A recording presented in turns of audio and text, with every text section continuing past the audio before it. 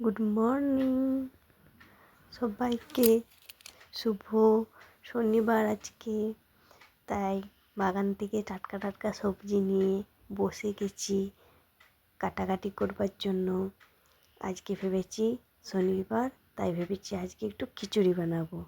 তাই যেমন ভাবা তেমন কাজ, বসেও দিয়েছি এদিকে চালে ডালে সবজিগুলো এক এক করে। এবার আমি খিচুড়ির মধ্যে অ্যাড করব।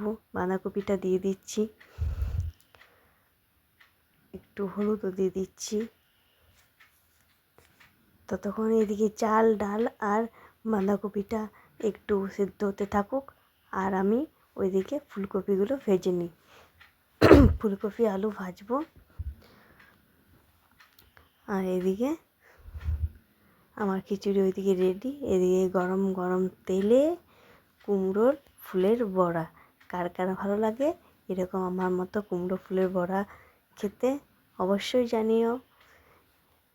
এই যে এখানে আমি কুমড়ো ফুলের বড়া ভেজে নিচ্ছি, গরম গরম খিচুড়ি, তার সাথে কুমড়ো ফুলের বড়া আর টমেটোর চাটনি।